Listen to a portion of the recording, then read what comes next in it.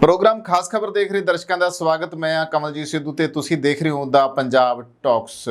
G20 सम्मेलन खत्म हो गया, भारत ने मेज़बानी की है। इस दे विच हासिल की होया है, इस मुद्दे उत्ते गलबात करांगे। ते दूसरी खबर यह आ कि कनेडा के PM जस्टिन ट्रूडो नूं भारत विच तवज्जो नहीं मिली, किसी भी वड्डे लीडर ने उन्हां नाल मुलाकात नहीं की, क्योंकि 3 दिन उन्होंने इत्थे रुकना पिया आ, कोई गलबात नहीं हुई। सो पहली खबर वल आउने आ।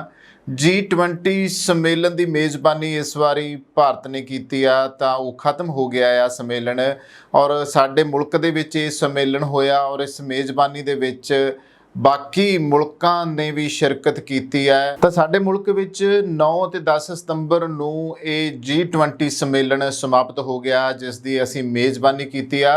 और इस विच अमरीकी राष्ट्रपति जो बाइडन तो लैके कई मुल्कां दे जिहड़े वड्डे लीडर आ इस दे विच शामिल होए ने। 18वां G20 सिखर सम्मेलन जो सीगा 10 सितंबर नूं दिल्ली विच समाप्त होया, जिस विच प्रधानमंत्री नरेंद्र मोदी ने ब्राज़ील के राष्ट्रपति लुइस इगनासियो लूला दा सिल्वा नूं प्रधानगी सौंपी। पिछले साल नवंबर विच भारत ने इंडोनेशिया तो प्रधानगी की जिहड़ी वागडोर आ ओह संभाली सी, ते इस तो बाद संस्था उत्ते असफलता की तलवार लटकन लगी।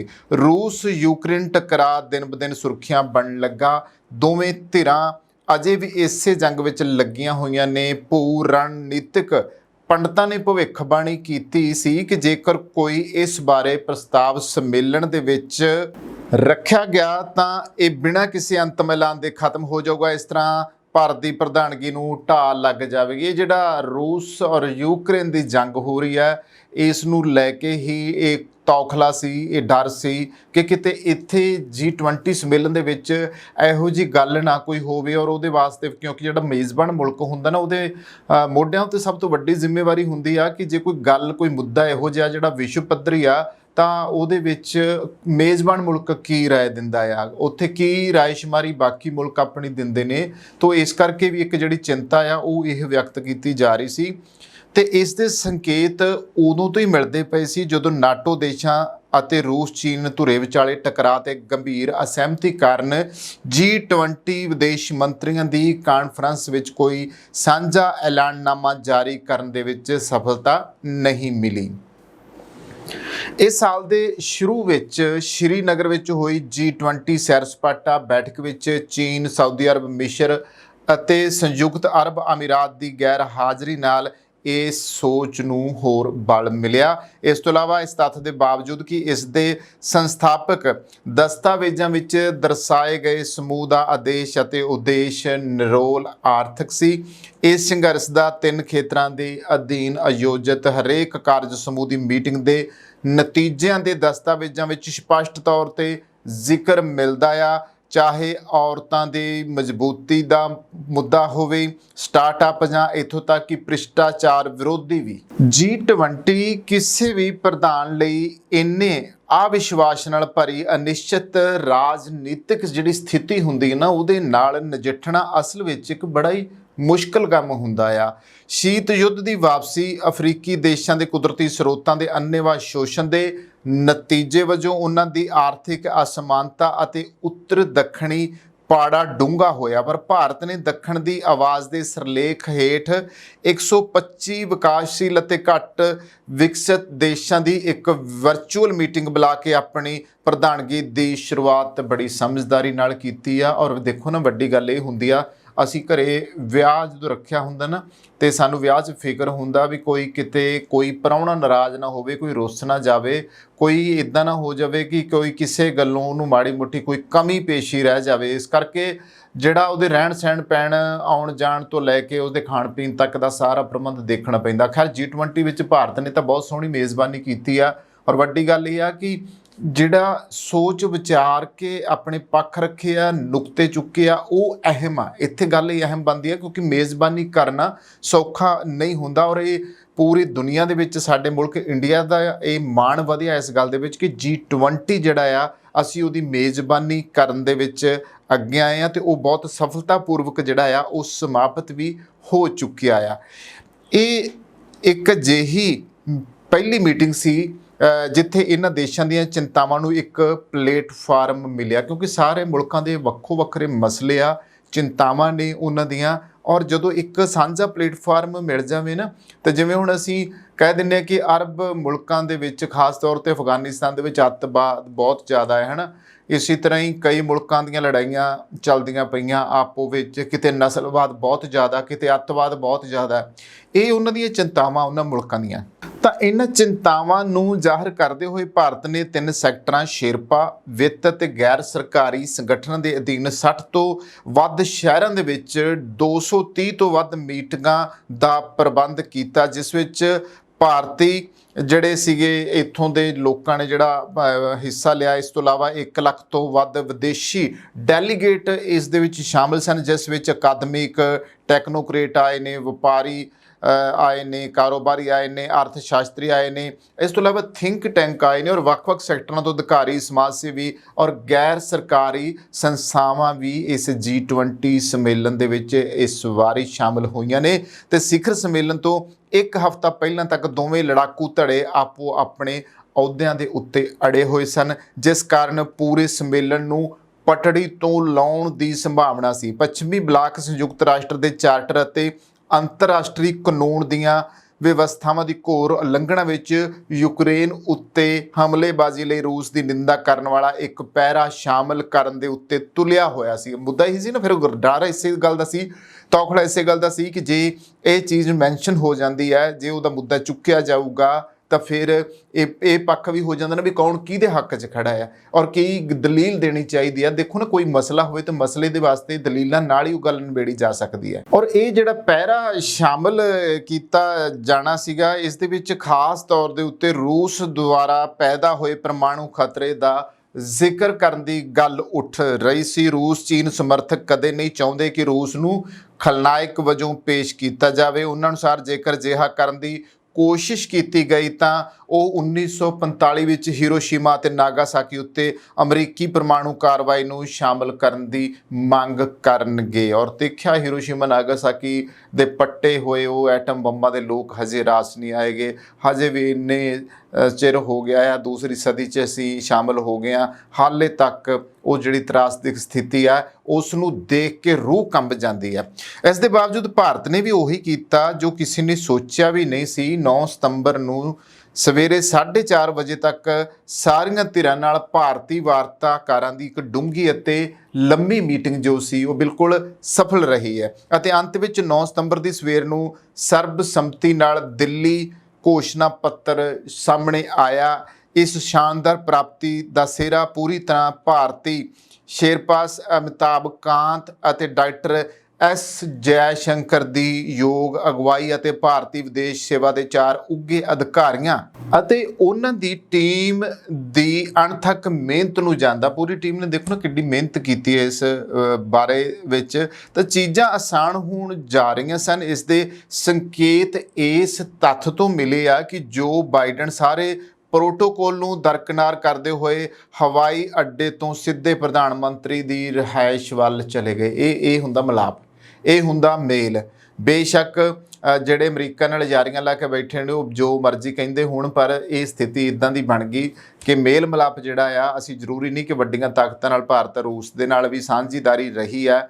ਔਰ ਇਸੇ ਤਰ੍ਹਾਂ ਹੀ ਉਸ ਤੋਂ ਬਾਅਦ ਜੇ ਗੱਲ ਕੀਤੀ ਜਾਵੇ ਤਾਂ ਹੁਣ ਤਾਂ ਇੰਗਲੈਂਡ ਤੇ ਅਮਰੀਕਾ ਦੇ ਮੁਲਕਾਂ ਦੇ ਜਿਹੜੇ PM ਨੇ ਉਹ ਇੱਥੇ ਆ ਕੇ ਸਾਡੇ ਨਾਲ ਇਸ ਤਰੀਕੇ ਦੇ ਨਾਲ ਉਹਨਾਂ ਦਾ ਵਰਤੋਂ ਆ, ਇੱਦਾਂ ਦਾ ਵਿਹਾਰ ਆ, ਜੋ ਇੱਕ ਚੰਗੇ ਸੰਕੇਤ ਆ।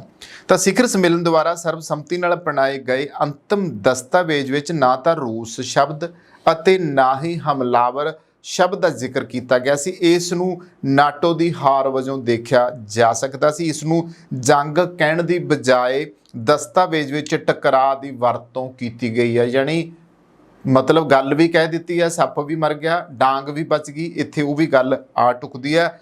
ਇਸ ਨੇ ਪੱਛਮ ਨੂੰ ਦੂਜੇ ਦੇਸ਼ਾਂ ਦੀ ਪ੍ਰਭੂ ਸੱਤਾ ਅਤੇ ਅਖੰਡਤਾ ਦਾ ਸਨਮਾਨ ਕਰਨ ਦਾ ਸੱਦਾ ਦਿੱਤਾ ਤੇ ਕੁਝ ਦਿਲਾਸਾ ਵੀ ਦਿੱਤਾ। ਸੰਯੁਕਤ ਰਾਸ਼ਟਰ ਦੇ ਚਾਰਟਰ ਦੇ ਅਨੁਸਾਰ ਰਾਸ਼ਟਰ ਇਸ ਤਰ੍ਹਾਂ ਰੂਸ ਦਾ ਸਿੱਧਾ ਹਵਾਲਾ ਦਿੰਦੇ ਨੇ। ਉਮੀਦਾਂ ਦੇ ਉਲਟ ਦਸਤਾਵੇਜ਼ ਇੰਡੋ ਪੈਸੀਫਿਕ ਸਮੱਸਿਆ ਦੇ ਕਿਸੇ ਵੀ ਜ਼ਿਕਰ ਦੀ ਅਣਹੋਂਦ ਦੁਆਰਾ ਸਪਸ਼ਟ ਸੀ, ਜੋ ਸ਼ਾਇਦ ਪੱਛਮ ਨਾਲ ਦੁਵੱਲੇ ਮੁੱਦਿਆਂ ਦੇ ਉੱਤੇ ਜ਼ੋਰ ਦੇਣ ਦੀ ਬਜਾਏ ਚੀਨ ਨੂੰ ਸੌਦੇਬਾਜ਼ੀ ਕਰਨ ਵਾਲੀ ਰਿਆਇਤ ਸੀ ਤੇ ਦਸਤਾਵੇਜ਼ ਦੋਵਾਂ ਧਿਰਾਂ ਦੀ ਤਸੱਲੀ ਲਈ ਸੀ, ਜਿਸ ਨੂੰ ਉਹਨਾਂ ਨੇ ਆਪੋ ਆਪਣੇ ਨਜ਼ਰੀਏ ਤੋਂ ਦੇਖਿਆ। ਇਸ ਸਮਾਗਮ ਨੂੰ ਸਫਲ ਸੰਮੇਲਨ ਦੱਸਦੇ ਹੋਏ ਰੂਸੀ ਵਿਦੇਸ਼ ਮੰਤਰੀ ਸਰਗੇਈ ਲਾਵਰੋਵ ਨੇ ਗਲੋਬਲ ਸੰਸਥਾਵਾਂ ਦੇ ਲੋਕਤੰਤਰੀਕਰਨ ਦੀ ਨੀਂਹ ਰੱਖਣ ਲਈ ਭਾਰਤ ਦਾ ਧੰਨਵਾਦ ਕੀਤਾ ਅਤੇ ਅੰਤਮ ਦਸਤਾਵੇਜ਼ ਨੂੰ ਰੂਸ ਦੀ ਜਿੱਤ ਦੱਸਿਆ। ਦੂਜੇ ਪਾਸੇ ਦਸਤਾਵੇਜ਼ ਨੂੰ ਆਪਣੇ ਨਜ਼ਰੀਏ ਤੋਂ ਦੇਖਦੇ ਹੋਏ ਫਰਾਂਸ ਦੇ ਰਾਸ਼ਟਰਪਤੀ ਨੇ ਭਾਰਤ ਦੀ ਭੂਮਿਕਾ ਦੀ ਸ਼ਲਾਘਾ ਕੀਤੀ ਅਤੇ ਕਿਹਾ ਹੈ ਕਿ G20 ਨੇ ਰੂਸ ਦੇ ਅਲੱਗ-ਅਲੱਗ ਹੋਣ ਦੀ ਪੁਸ਼ਟੀ ਕੀਤੀ ਹੈ। ਬਾਈਡਨ ਸਮੇਤ ਕਈ ਹੋਰਾਂ ਨੇ ਸਮਾਗਮ ਦੀ ਸਫਲਤਾ ਤੇ ਇਸ ਨੂੰ ਸੰਭਵ ਬਣਾਉਣ ਵਾਲੀ ਭਾਰਤੀ ਪ੍ਰਧਾਨਗੀ ਦੀ ਸ਼ਲਾਘਾ ਕੀਤੀ ਹੈ। ਸਿਖਰ ਸੰਮੇਲਨ ਵਿੱਚ ਸਿਰਫ ਹਾਰਨ ਵਾਲਾ ਯੂਕਰੇਨ ਸੀਗਾ। ਹੁਣ ਕੋਈ ਪੁੱਛ ਸਕਦਾ ਆ ਕਿ ਭਾਰਤ ਨੇ ਇਸ ਸਮਾਗਮ ਦੇ ਉੱਤੇ ਖਰਚਾ ਕਿੰਨਾ ਕੀਤਾ। ਤੁਸੀਂ ਸਾਰੇ ਇੰਨੇ ਦਿਨਾਂ ਦੇ ਸੁਣੀ ਹੋਣੇ ਨਾ ਕਿ G20 ਸੰਮੇਲਨ ਹੋ ਰਿਹਾ, ਸਾਰਿਆਂ ਦਾ ਧਿਆਨ ਤਾਂ ਇਸ ਗੱਲ ਤੇ ਬੰਨੀ ਹੋਊਗਾ ਨਾ ਵੀ ਆਖਰ ਕੀਤਾ ਕਿ ਭਾਰਤ ਨੇ ਖਰਚਾ ਕਿੰਨਾ ਆਇਆ ਤੇ ਸਾਨੂੰ ਇਸ ਦਾ ਫਾਇਦਾ ਕੀ ਹੋਇਆ। ਗੱਲ ਇਹ ਆ, ਪਹਿਲਾਂ ਤਾਂ ਹੁਣ ਇਹ ਪੜਚੋਲ ਸੀ ਨਾ ਵੀ ਹੋਇਆ ਕੀ ਆ, ਕਿੱਦਾਂ ਹੋਇਆ। ਤਾਂ ਸਰਕਾਰੀ ਸੂਤਰਾਂ ਦੇ ਅਨੁਸਾਰ ਭਾਰਤ ਮੰਡਪ ਦੇ ਨਿਰਮਾਣ ਅਤੇ ਉੱਥੋਂ ਦੀਆਂ ਸਹੂਲਤਾਂ ਜਿਹੜੀਆਂ ਸੀਗੀਆਂ ਵੀ ਆਏ ਗਏ ਨੂੰ ਕਿਸੇ ਨੂੰ ਕੋਈ ਜਰਾ ਜਿੰਨੀ ਜਿੰਨੀ ਵੀ ਤਕਲੀਫ ਜਿਹੜੀ ਆ ਉਹ ਨਾ ਆਵੇ, ਇਹਦੇ ਉੱਤੇ 2700 ਕਰੋੜ ਰੁਪਈਆ ਖਰਚ ਕੀਤਾ ਗਿਆ, ਜੋ ਕਿ ਦੂਜੇ ਮੈਂਬਰ ਦੇਸ਼ਾਂ ਦੁਆਰਾ ਆਯੋਜਿਤ ਪਿਛਲੇ ਕੁਝ ਸਿਖਰ ਸੰਮੇਲਨਾਂ ਤੇ ਕੀਤੇ ਖਰਚੇ ਤੋਂ ਵੀ ਘੱਟ ਸੀ। ਜਾਣੀ ਕਿ ਉਹ ਬਾਕੀ ਮੁਲਕਾਂ 'ਚ ਜ਼ਿਆਦਾ ਖਰਚਾ ਹੁੰਦਾ, ਸਾਡੇ ਅਸੀਂ ਘੱਟ ਖਰਚੇ ਵਿੱਚ ਵੀ ਸਫਲ ਮੇਜ਼ਬਾਨੀ ਕਰ ਚੁੱਕੇ ਹਾਂ। ਕਿਸੇ ਵੀ ਸਥਿਤੀ ਵਿੱਚ ਇਹ ਸਥਾਈ ਢਾਂਚਾ ਭਵਿੱਖ ਦੀਆਂ ਘਟਨਾਵਾਂ ਲਈ ਬਹੁਤ ਵਧੀਆ ਢੰਗ ਨਾਲ ਵਰਤਿਆ ਜਾ ਸਕਦਾ। ਸੰਮੇਲਨ ਦੇ ਸੰਗਠਨਾਤਮਕ ਹੁਨਰ ਅਤੇ ਜਿਹੜੀ ਇਸ ਦੀ ਸਾਰੀ ਉਹ ਇੱਕ ਪੂਰਾ ਕਹਿ ਸਕਦੇ ਨਾ ਕਿ ਇਹਨੂੰ ਸਾਂਭ ਸੰਭਾਲ ਤੌਰ ਤਰੀਕਾ ਔਰ ਪੂਰਾ ਇੱਕ ਸੰਗਠਨਾਤਮਕ ਤਰੀਕੇ ਨਾਲ ਜਿਹੜਾ ਇਹਨੂੰ ਨੇਪਰੇ ਚਾੜਿਆ ਗਿਆ ਆ, ਤਾਂ ਇਸ ਦੀ ਪ੍ਰਸ਼ੰਸਾ ਕਰਨ ਤੋਂ ਇਲਾਵਾ ਸਾਡੇ ਲਈ ਇੱਕ ਵੱਡੀ ਪ੍ਰਾਪਤੀ ਇਹ ਹੈ ਕਿ G20 ਵਿੱਚ ਅਫਰੀਕਨ ਯੂਨੀਅਨ ਨੂੰ ਸ਼ਾਮਲ ਕਰਨਾ ਸੀ ਤੇ ਸਾਡੇ ਅਫਰੀਕਾ ਨਾਲ ਰਵਾਇਤੀ ਤੌਰ ਤੇ ਚੰਗੇ ਸਬੰਧ ਨੇ, ਜੋ ਗਲੋਬਲ ਦੱਖਣ ਦਾ ਇੱਕ ਵੱਡਾ ਹਿੱਸਾ ਆ। ਹੁਣ ਅਫਰੀਕਾ ਨਾਲ ਵੀ ਸਾਡੇ ਜਿਹੜੇ ਸਬੰਧ ਨੇ ਉਹ ਚੰਗੇ ਨੇ। ਕਮਿਊਨਿਸਟ ਯੂਨੀਅਨ ਦੇ ਪ੍ਰਧਾਨ ਅਤੇ AU ਦੀ ਚੇਅਰਪਰਸਨ ਅਜ਼ਲੀ ਔਸੋਮੋਨੀ ਨੇ ਸਮੂਹ ਵਿੱਚ AU ਦਾ ਸਵਾਗਤ ਕਰਨ ਲਈ ਭਾਰਤ ਦੀ ਪਹਿਲ ਕਦਮੀ ਦੀ ਸ਼ਲਾਘਾ ਕੀਤੀ ਹੈ। ਜੋ ਬਾਈਡਨ ਨੇ PM ਮੋਦੀ ਦੀ ਨਿਰਣਾਇਕ ਅਗਵਾਈ ਅਤੇ ਗਲੋਬਲ ਸਾਊਥ ਦੀ ਆਵਾਜ਼ ਨੂੰ ਵਧਾਉਣ ਲਈ ਵੀ ਸ਼ਲਾਘਾ ਕੀਤੀ ਹੈ। ਫਰਾਂਸੀਸੀ, ਜਰਮਨ ਅਤੇ ਬ੍ਰਾਜ਼ੀਲ ਦੇ ਨੇਤਾਵਾਂ ਨੇ ਇਸ ਘਟਨਾ ਅਤੇ ਇਸ ਦੇ ਨਤੀਜੇ ਦਸਤਾਵੇਜ਼ ਦੀ ਪ੍ਰਸ਼ੰਸਾ ਕੀਤੀ ਹੈ। ਇਸ ਲਈ ਭਾਰਤ ਇਸ ਸੰਮੇਲਨ ਵਿੱਚ ਗਲੋਬਲ ਸਾਊਥ ਦੇ ਇੱਕ ਗੈਰ ਰਸਮੀ ਆਗੂ ਅਤੇ ਵਾਰਤਾਕਾਰ ਦੇ ਰੂਪ ਦੇ ਵਿੱਚ ਉੱਭਰਿਆ ਆ। ਸਿਖਰ ਸੰਮੇਲਨ ਤੋਂ ਇਲਾਵਾ ਭਾਰਤ ਨੂੰ 3 ਹੋਰ ਅਹਿਮ ਇਹਦੇ ਫਾਇਦੇ ਹੋਏ ਆ। ਸਭ ਤੋਂ ਪਹਿਲਾਂ ਹਰੀ ਤਕਨੀਕ ਰਾਹੀਂ ਵਾਤਾਵਰਣ ਸੁਰੱਖਿਆ ਵੱਲ ਭਾਰਤ ਦੀ ਤੇਜ਼ੀ ਨਾਲ ਤਬਦੀਲੀ ਵਿੱਚ ਸਹਾਇਤਾ ਕਰਨ ਲਈ ਇੰਡੋ ਅਮਰੀਕਨ ਸੰਯੁਕਤ ਫੰਡ ਸਥਾਪਿਤ ਕਰਨ ਦਾ ਫੈਸਲਾ ਕੀਤਾ। ਬੜੀ ਸੋਹਣੀ ਗੱਲ ਆ, ਕਿਉਂਕਿ ਵਾਤਾਵਰਣ ਚੌਗਿਰਦੇ ਦੀ ਜਿਹੜੀ ਗੱਲ ਆ ਉਹ ਜ਼ਰੂਰੀ ਹੈ ਇਸ ਵਕਤ। ਦੂਜਾ, ਸੰਸਥਾਪਕ ਮੈਂਬਰਾਂ ਬ੍ਰਾਜ਼ੀਲ, ਭਾਰਤ ਅਤੇ ਸੰਯੁਕਤ ਰਾਜ ਅਮਰੀਕਾ ਦੇ ਨਾਲ ਗਲੋਬਲ ਬਾਇਓਫਿਊਲ ਅਲਾਇੰਸ ਨਾਮ ਕਿ ਇੱਕ ਪਹਿਲ ਕਦਮੀ ਬਣਾਈ ਗਈ ਹੈ। ਗਲੋਬਲ ਪੈਦਾਵਾਰ ਦੇ 85% ਤੋਂ ਵੱਧ ਅਤੇ ਇਥਨੋਲ ਦੀ ਵਿਸ਼ਵ ਪੱਧਰੀ ਖਪਤ ਦਾ 81% ਬਣਦਾ ਆ, ਇਹ ਵੀ ਜ਼ਰੂਰੀ ਹੈ। ਤਾਂ ਵਿਦੇਸ਼ ਮੰਤਰਾਲੇ ਦੇ ਅਨੁਸਾਰ ਗੱਠਜੋੜ ਦਾ ਇਰਾਦਾ ਟੈਕਨੋਲੋਜੀ ਦੀ ਤਰੱਕੀ ਦੀ ਨੂੰ ਸੁਚਾਰੂ ਟਿਕਾਊ ਬਾਇਓਫਿਊਲ ਦੀ ਵਰਤੋਂ ਨੂੰ ਤੇਜ਼ ਕਰਨ, ਮਜ਼ਬੂਤ ਸਟੈਂਡਰਡ ਸੈਟਿੰਗ ਨੂੰ ਆਕਾਰ ਦੇਣ ਅਤੇ ਹਿੱਸੇਦਾਰਾਂ ਦੀ ਵਿਆਪਕ ਸਪੈਕਟਰਮ ਦੀ ਸ਼ਮੂਲੀਅਤ ਦੁਆਰਾ ਪ੍ਰਮਾਣੀਕਰਨ ਰਾਹੀਂ ਜੈਵਿਕ ਜਿਹੜਾ ਬਾਲਣ ਹੈ ਵਿਸ਼ਵ ਵਿਆਪੀ ਗ੍ਰਹਿਣ ਵਿੱਚ ਤੇਜ਼ੀ ਲਿਆਉਣਾ ਆ। G20 ਦੇ ਅੰਦਰ ਅਤੇ ਬਾਹਰ ਕਈ ਹੋਰ ਦੇਸ਼ਾਂ ਨੇ ਇਸ ਪਹਿਲ ਦੇ ਵਿੱਚ ਸ਼ਾਮਲ ਹੋਣ ਦੀ ਇੱਛਾ ਪ੍ਰਗਟਾਈ ਹੈ। ਤੇ ਇਸ ਤੋਂ ਇਲਾਵਾ ਅੰਤ ਵਿੱਚ ਅਸੀਂ ਇਹ ਕਹਿ ਸਕਦੇ ਹਾਂ ਕਿ ਸਿਖਰ ਸੰਮੇਲਨ ਭਾਰਤੀ ਪ੍ਰਧਾਨਗੀ ਅਧੀਨ ਇੱਕ ਹੋਰ ਪ੍ਰਾਪਤੀ ਸੀ ਅਤੇ ਵਿਸ਼ਵ ਵਿੱਚ ਭਾਰਤ ਦੇ ਵੱਧ ਰਹੀ ਸਵੀਕ੍ਰਿਤੀ ਦਾ ਪ੍ਰਮਾਣ ਹੈ, ਜਾਂ ਸਾਨੂੰ ਇੱਕ ਨਵੀਂ ਵਿਸ਼ਵ ਪ੍ਰਬੰਧ ਬਣਾਉਣ ਦੇ ਜਿਹੜੇ ਕਾਰਜ ਨੂੰ ਪ੍ਰਭਾਵਸ਼ਾਲੀ ਢੰਗ ਨਾਲ ਪ੍ਰਭਾਵਿਤ ਕਰਨ ਦੇ ਯੋਗ ਬਣਾਉਂਦਾ ਹੈ। ਹਾਲਾਂਕਿ ਅੰਤਮ ਦਸਤਾਵੇਜ਼ ਵਿੱਚ ਦਰਸਾਏ ਮੁੱਦਿਆਂ ਦੇ ਉੱਤੇ ਪ੍ਰਗਤੀ ਦਾ ਜਾਇਜ਼ਾ ਲੈਣ ਲਈ ਨਵੰਬਰ ਵਿੱਚ ਪ੍ਰਧਾਨ ਮੰਤਰੀ ਦੁਆਰਾ ਐਲਾਨ ਕੀਤਾ ਗਿਆ ਆ ਕਿ ਅਗਲਾ ਵਰਚੁਅਲ ਸੰਮੇਲਨ ਸਾਡੇ ਕਾਰਜਕਾਲ ਦੌਰਾਨ ਸਾਡੇ ਪ੍ਰਦਰਸ਼ਨ ਦਾ ਅਸਲ ਵਿੱਚ ਮੁਲਾਂਕਣ ਕਰੇਗਾ। ਉਹ ਕਹਿੰਦੇ ਨੇ ਬਾਅਦ 'ਚ ਹੀ ਪਤਾ ਲੱਗਦਾ, ਤੇ ਹੁਣ ਫਿਰ ਉਹ ਅਗਲੀ ਜਿਹੜੀ ਇਹ ਵਰਚੁਅਲ ਮੀਟਿੰਗ ਹੋਏਗੀ ਉਹਦੇ ਵਿੱਚ ਸਾਨੂੰ ਸਾਰਾ ਕੁਝ ਕਲੀਅਰ ਹੋ ਜਾਵੇਗਾ। ਤਾਂ ਅਗਲੀ ਖਬਰ ਵੱਲ ਆਉਂਦੇ ਹਾਂ। ਜਸਟਿਨ ਟਰੂਡੋ ਵੀ G20 ਸੰਮੇਲਨ ਦੇ ਵਿੱਚ ਭਾਰਤ ਆਏ ਸੀ। ਕੈਨੇਡਾ ਦੇ PM ਨੇ ਔਰ ਉਹਨਾਂ ਦਾ ਜਹਾਜ਼ ਜਿਹੜਾ ਸੀ ਉਸ ਦੇ ਵਿੱਚ ਤਕਨੀਕੀ ਨੁਕਸ ਪੈ ਗਿਆ, ਕਿਉਂਕਿ ਦਿੱਲੀ ਦੇ ਉਹ ਹੋਟਲ ਵਿੱਚ ਰੁਕੇ ਹੋਏ ਸੀਗੇ। ਪਰ 3 ਦਿਨਾਂ ਦੇ ਵਿੱਚ ਉਹ ਆਪਣੇ ਬੇਟੇ ਨਾਲ ਹੀ ਉਹ ਹੋਟਲ ਵਿੱਚ ਰੁਕੇ ਰਹੇ ਆ। ਕਿਸੇ ਵੀ ਵੱਡੇ ਲੀਡਰ ਦੇ ਨਾਲ ਉਹਨਾਂ ਦੀ ਮੁਲਾਕਾਤ ਨਹੀਂ ਹੋ ਸਕੀ। ਬੇਸ਼ੱਕ ਜਸਟਿਨ ਟਰੂਡੋ ਹੁਣ ਆਪਣੇ ਮੁਲਕ ਰਵਾਨਾ ਹੋ ਚੁੱਕੇ ਨੇ, ਪਰ ਉਸ ਤੋਂ ਪਹਿਲਾਂ ਜੋ ਕੁਝ ਉਹਨਾਂ ਨਾਲ ਇੱਥੇ ਹੋਇਆ ਉਹਦੀ ਹੁਣ ਲਗਾਤਾਰ ਚਰਚਾ ਹੋ ਰਹੀ ਆ ਕਿ 3 ਦਿਨਾਂ ਦੇ ਵਿੱਚ ਉਹਨਾਂ ਨੂੰ ਮੇਜ਼ਬਾਨੀ ਕਰਨ ਵਾਲੇ ਭਾਰਤ ਨੇ ਉਸ ਤੋਂ ਬਾਅਦ ਕਿਸੇ ਵੀ ਲੀਡਰ ਨੇ ਵੱਡੇ ਨੇ ਜਾ ਕੇ ਉਹਨਾਂ ਨੂੰ ਪੁੱਛਿਆ ਹੀ ਨਹੀਂਗਾ। ਇੱਥੋਂ ਤੱਕ ਕਿ ਉਹਨਾਂ ਨੂੰ ਤੋਰਨ ਵੀ ਨਹੀਂ ਗਏ। ਸਾਡੇ ਤਾਂ ਰਵਾਇਤਾਂ ਨੇ ਨਾ ਵੀ ਅਸੀਂ ਤਾਂ ਮਹਿਮਾਨ ਆਉਂਦਾ ਤੇ ਅਸੀਂ ਉਹਨੂੰ ਬੂਹੇ ਤੱਕ ਤੋਰਨ ਜਾਂਦੇ ਹਾਂ, ਤੇ ਹੁਣ ਜੇ ਉਹਨੂੰ ਜਹਾਜ਼ ਤੋਂ ਆਉਣ ਵੇਲੇ ਜਦੋਂ ਸਵਾਗਤ ਕੀਤਾ ਜਾ ਸਕਦਾ ਤੇ ਜਾਣ ਵੇਲੇ ਧੰਨਵਾਦ ਕਰਕੇ ਉਹਨਾਂ ਨੂੰ ਤੋਰਿਆ ਵੀ ਤਾਂ ਜਾਂਦਾ ਨਾ। ਇਹ ਸਾਡੀਆਂ ਰਵਾਇਤਾਂ ਹੈ, ਪਰ ਇੱਥੇ ਜਸਟਿਨ ਟਰੂਡੋ ਦੇ ਨਾਲ ਇਹ ਕੁਛ ਨਹੀਂ ਕੀਤਾ ਗਿਆ। ਤਾਂ ਮੈਂ ਇੱਥੇ ਦੱਸ ਦੇਣਾ ਚਾਹੂੰਗਾ ਕਿ ਜਸਟਿਨ ਟਰੂਡੋ ਦਾ ਜਿਹੜਾ ਜਹਾਜ਼ ਸੀਗਾ ਨਾ ਉਹਦੇ ਵਿੱਚ ਤਕਨੀਕੀ ਨੁਕਸ ਪੈਣ ਕਾਰਨ ਕੈਨੇਡਾ ਦੇ ਪ੍ਰਧਾਨ ਮੰਤਰੀ ਪਿਛਲੇ 3 ਦਿਨਾਂ ਤੋਂ ਭਾਰਤ ਵਿੱਚ ਰੁਕੇ ਹੋਏ ਸਨ। ਪਰ ਹੋਇਆ ਇੱਦਾਂ ਆ ਕਿ ਕੈਨੇਡੀਅਨ ਪ੍ਰਧਾਨ ਮੰਤਰੀ ਜਸਟਿਨ ਟਰੂਡੋ ਨੇ G20 ਸੰਮੇਲਨ ਦੇ ਵਿੱਚ ਸ਼ਾਮਲ ਹੋਣ ਤੋਂ ਬਾਅਦ ਐਤਵਾਰ ਨੂੰ ਆਪਣੇ ਵਤਨ ਵਾਪਸ ਪਰਤਣਾ ਸੀ, ਪਰ ਟੇਕ ਆਫ ਤੋਂ ਪਹਿਲਾਂ ਰੂਟੀਨ ਚੈੱਕਅਪ ਦੌਰਾਨ ਜਿਹੜਾ ਜਹਾਜ਼ ਸੀ ਉਸ ਦੇ ਵਿੱਚ ਕੋਈ ਟੈਕਨੀਕਲ ਜਿਹੜੀ ਆ ਉਹ ਨੁਕਸ ਪਾਇਆ ਗਿਆ, ਜਿਸ ਕਾਰਨ ਉਸ ਨੂੰ ਭਾਰਤ ਵਿੱਚ ਰਹਿਣਾ ਪਿਆ। ਜਦੋਂ ਐਤਵਾਰ ਦੇਰ ਰਾਤ ਅਤੇ ਸੋਮਵਾਰ ਨੂੰ ਵੀ ਜਹਾਜ਼ ਦੀ ਮੁਰੰਮਤ ਨਹੀਂ ਹੋ ਸਕੀ ਤਾਂ ਜਸਟਿਨ ਟਰੂਡੋ ਅਤੇ ਦੂਜੇ ਜਾਪਾਨੀ ਵਫਦ ਨੂੰ ਵਾਪਸ ਲੈਣ ਲਈ ਕੈਨੇਡਾ ਤੋਂ ਭਾਰਤ ਲਈ ਬੈਕਅਪ ਜਹਾਜ਼ ਭੇਜਿਆ ਗਿਆ। ਹਾਲਾਂਕਿ ਬੈਕਅਪ ਜਹਾਜ਼ ਦੇ ਇੱਥੇ ਪਹੁੰਚਣ ਤੋਂ ਪਹਿਲਾਂ ਹੀ ਜਹਾਜ਼ ਦੀ ਮੁਰੰਮਤ ਕਰ ਦਿੱਤੀ ਗਈ, ਜਿਸ ਤੋਂ ਬਾਅਦ ਉਹ ਉਸੇ ਜਹਾਜ਼ ਵਿੱਚ ਜਸਟਿਨ ਟਰੂਡੋ ਜਿਹੜੇ ਸੀਗੇ ਰਵਾਨਾ ਹੋ ਗਏ, ਜਿਹੜਾ ਖਰਾਬ ਹੋਇਆ ਠੀਕ ਹੋਇਆ ਸੀਗਾ। ਹੁਣ ਅੰਗਰੇਜ਼ੀ ਨਿਊਜ਼ ਵੈਬਸਾਈਟ ਹਿੰਦੁਸਤਾਨ ਟਾਈਮਜ਼ ਦੀ ਰਿਪੋਰਟ ਦੇ ਮੁਤਾਬਕ ਗੱਲ ਕਰੀਏ ਤਾਂ ਵਿਦੇਸ਼ ਮੰਤਰਾਲੇ ਦੇ ਅਨੁਸਾਰ ਗੱਠਜੋੜ ਦਾ ਇਰਾਦਾ ਟੈਕਨੋਲੋਜੀ ਦੀ ਤਰੱਕੀ ਨੂੰ ਸੁਚਾਰੂ ਟਿਕਾਊ ਬਾਇਓਫਿਊਲ ਦੀ ਵਰਤੋਂ ਨੂੰ ਤੇਜ਼ ਕਰਨ, ਮਜ਼ਬੂਤ ਸਟੈਂਡਰਡ ਸੈਟਿੰਗ ਨੂੰ ਆਕਾਰ ਦੇਣ ਅਤੇ ਹਿੱਸੇਦਾਰਾਂ ਦੀ ਵਿਆਪਕ ਸਪੈਕਟਰਮ ਦੀ ਸ਼ਮੂਲੀਅਤ ਦੁਆਰਾ ਪ੍ਰਮਾਣੀਕਰਨ ਰਾਹੀਂ ਜੈਵਿਕ ਜਿਹੜਾ ਬਾਲਣ ਹੈ ਵਿਸ਼ਵ ਵਿਆਪੀ ਗ੍ਰਹਿਣ ਵਿੱਚ ਤੇਜ਼ੀ ਲਿਆਉਣਾ ਆ। G20 ਦੇ ਅੰਦਰ ਅਤੇ ਬਾਹਰ ਕਈ ਹੋਰ ਦੇਸ਼ਾਂ ਨੇ ਇਸ ਪਹਿਲ ਦੇ ਵਿੱਚ ਸ਼ਾਮਲ ਹੋਣ ਦੀ ਇੱਛਾ ਪ੍ਰਗਟਾਈ ਹੈ। ਤੇ ਇਸ ਤੋਂ ਇਲਾਵਾ ਅੰਤ ਵਿੱਚ ਅਸੀਂ ਇਹ ਕਹਿ ਸਕਦੇ ਹਾਂ ਕਿ ਸਿਖਰ ਸੰਮੇਲਨ ਭਾਰਤੀ ਪ੍ਰਧਾਨਗੀ ਅਧੀਨ ਇੱਕ ਹੋਰ ਪ੍ਰਾਪਤੀ ਸੀ ਅਤੇ ਵਿਸ਼ਵ ਵਿੱਚ ਭਾਰਤ ਦੀ ਵੱਧ ਰਹੀ ਸਵੀਕ੍ਰਿਤੀ ਦਾ ਪ੍ਰਮਾਣ ਹੈ, ਜਾਂ ਸਾਨੂੰ ਇੱਕ ਨਵੀਂ ਵਿਸ਼ਵ ਪ੍ਰਬੰਧ ਬਣਾਉਣ ਦੇ ਜਿਹੜੇ ਕਾਰਜ ਨੂੰ ਪ੍ਰਭਾਵਸ਼ਾਲੀ ਢੰਗ ਨਾਲ ਪ੍ਰਭਾਵਿਤ ਕਰਨ ਦੇ ਯੋਗ ਬਣਾਉਂਦਾ ਹੈ। ਹਾਲਾਂਕਿ ਅੰਤਮ ਦਸਤਾਵੇਜ਼ ਵਿੱਚ ਦਰਸਾਏ ਮੁੱਦਿਆਂ ਦੇ ਉੱਤੇ ਪ੍ਰਗਤੀ ਦਾ ਜਾਇਜ਼ਾ ਲੈਣ ਲਈ ਨਵੰਬਰ ਵਿੱਚ ਪ੍ਰਧਾਨ ਮੰਤਰੀ ਦੁਆਰਾ ਐਲਾਨ ਕੀਤਾ ਗਿਆ ਆ ਕਿ ਅਗਲਾ ਵਰਚੁਅਲ ਸੰਮੇਲਨ ਸਾਡੇ ਕਾਰਜਕਾਲ ਦੌਰਾਨ ਸਾਡੇ ਪ੍ਰਦਰਸ਼ਨ ਦਾ ਅਸਲ ਵਿੱਚ ਮੁਲਾਂਕਣ ਕਰੇਗਾ। ਉਹ ਕਹਿੰਦੇ ਨੇ ਬਾਅਦ 'ਚ ਹੀ ਪਤਾ ਲੱਗਦਾ, ਤੇ ਹੁਣ ਫਿਰ ਉਹ ਅਗਲੀ ਜਿਹੜੀ ਵਰਚੁਅਲ ਮੀਟਿੰਗ ਹੋਏਗੀ ਉਹਦੇ ਵਿੱਚ ਸਾਨੂੰ ਸਾਰਾ ਕੁਝ ਕਲੀਅਰ ਹੋ ਜਾਵੇਗਾ। ਤਾਂ ਅਗਲੀ ਖਬਰ ਵੱਲ ਆਉਂਦੇ ਹਾਂ। ਜਸਟਿਨ ਟਰੂਡੋ ਵੀ G20 ਸੰਮੇਲਨ ਦੇ ਵਿੱਚ ਭਾਰਤ ਆਏ ਸੀ, ਕੈਨੇਡਾ ਦੇ PM ਨੇ, ਔਰ ਉਹਨਾਂ ਦਾ ਜਹਾਜ਼ ਜਿਹੜਾ ਸੀ ਉਸ ਦੇ ਵਿੱਚ ਤਕਨੀਕੀ ਨੁਕਸ ਪੈ ਗਿਆ ਕਿਉਂਕਿ ਦਿੱਲੀ ਦੇ ਉਹ ਹੋਟਲ ਵਿੱਚ ਰੁਕੇ ਹੋਏ ਸੀਗੇ।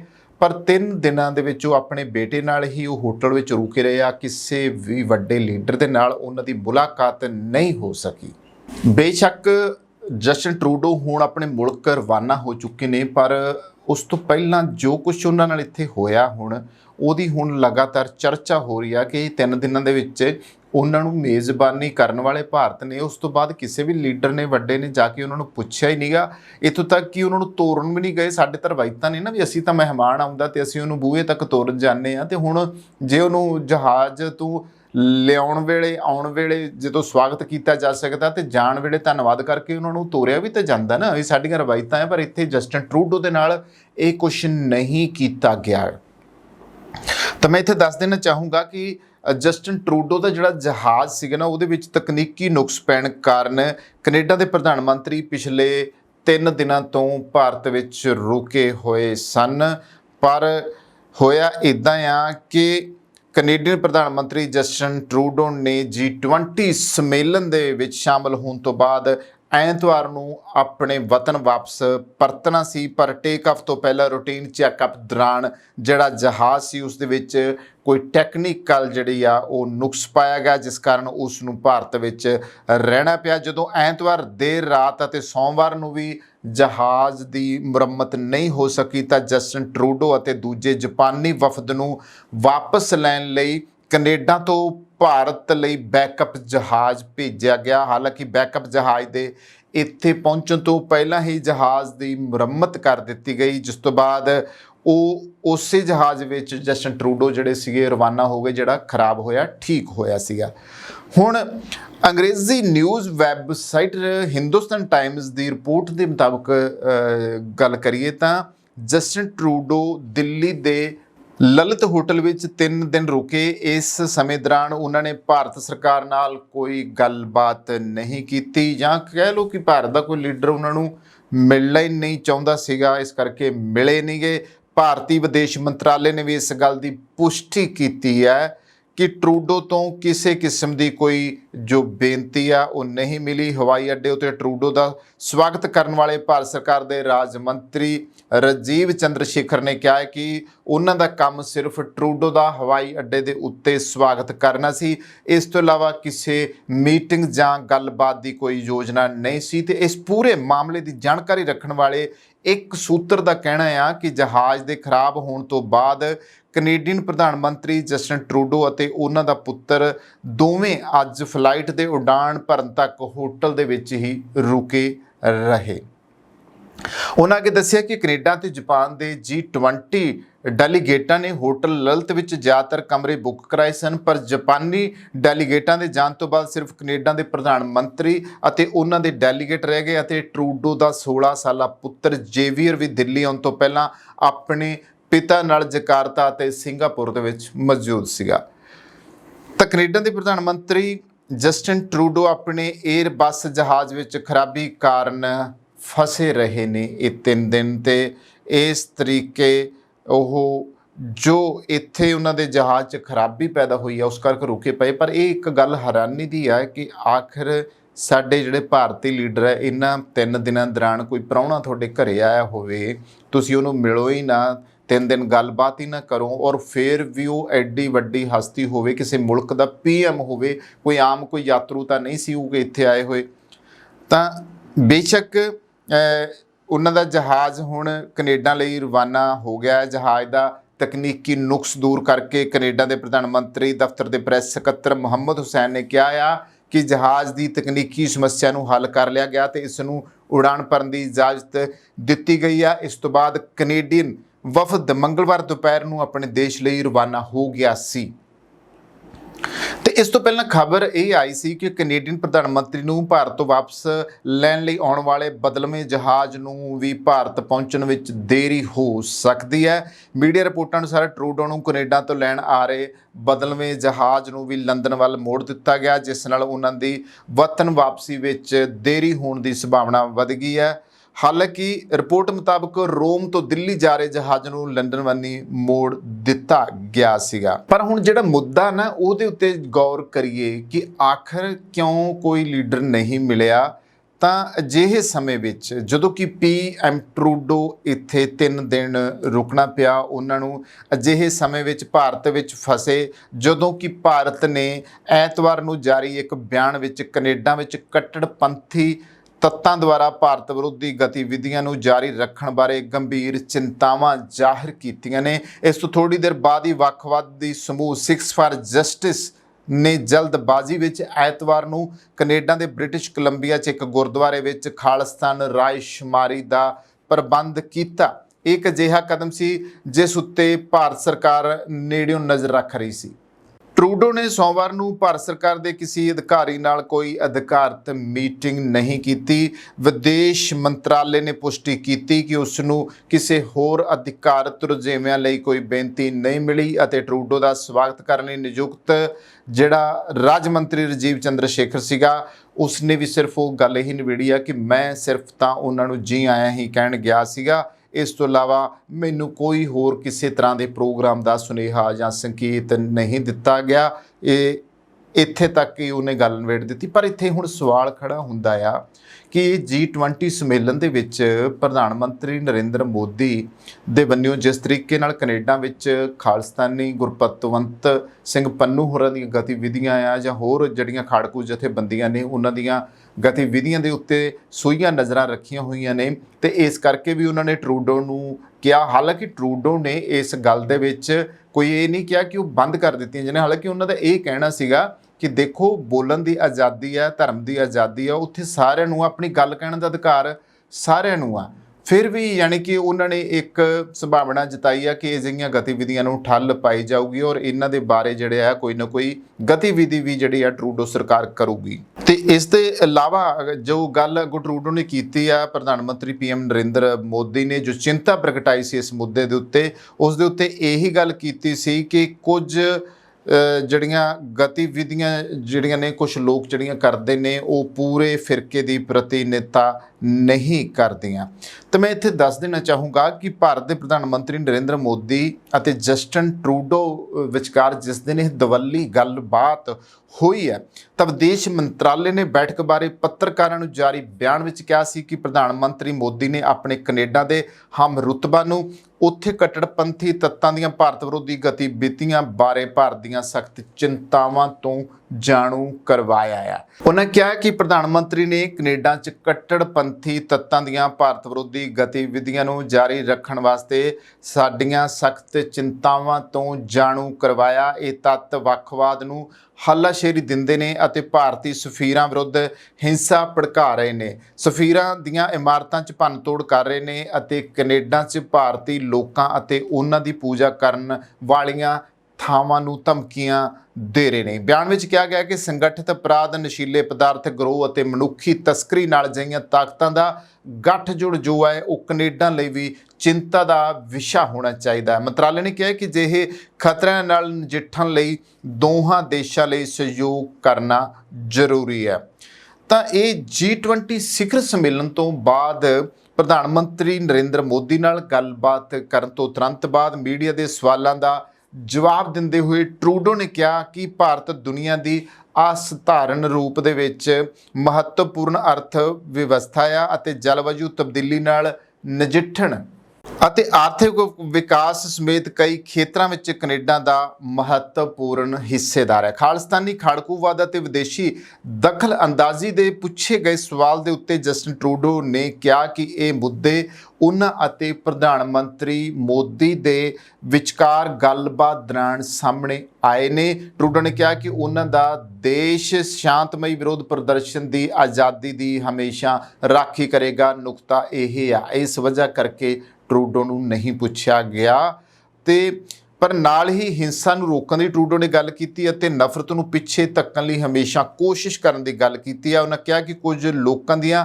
ਹਰਕਤਾਂ ਪੂਰੇ ਫਿਰਕੇ ਜਾਂ ਕੈਨੇਡਾ ਦੀ ਪ੍ਰਤੀਨਿਧਤਾ ਨਹੀਂ ਕਰਦੀਆਂ ਔਰ ਜ਼ਿਕਰਯੋਗ ਹੈ ਕਿ ਕੈਨੇਡਾ ਦੇ ਵੈਨਕੂਵਰ ਵਿੱਚ ਖਾਲਿਸਤਾਨ ਬਾਰੇ ਰਾਏ ਸ਼ੁਮਾਰੀ ਦੀਆਂ ਜਿਹੜੀਆਂ ਤਿਆਰੀਆਂ ਹੋਈਆਂ ਸਨ, ਵੋਟਾਂ ਪੈਣੀਆਂ ਸਨ ਔਰ ਇਹ ਰਾਏਸ਼ੁਮਾਰੀ ਉਸੇ ਗੁਰਦੁਆਰੇ 'ਚ ਕੀਤੀ ਜਾ ਰਹੀ ਹੈ ਜਿਸ ਵਾਰ ਹਰਦੀਪ ਸਿੰਘ ਨਿੱਜਰ ਦਾ ਕਤਲ ਕੀਤਾ ਗਿਆ ਸੀ। ਪਿਛਲੇ ਦਿਨੀ ਕੈਨੇਡਾ ਪੁਲਿਸ ਵੱਲੋਂ ਇਸ ਕਤਲ ਕੇਸ 'ਚ ਭਾਰਤੀ ਸਫੀਰਾਂ ਦੀ ਸ਼ਮੂਲੀਅਤ ਹੋਣ ਤੋਂ ਇਨਕਾਰ ਕਰ ਦਿੱਤਾ ਗਿਆ ਸੀਗਾ।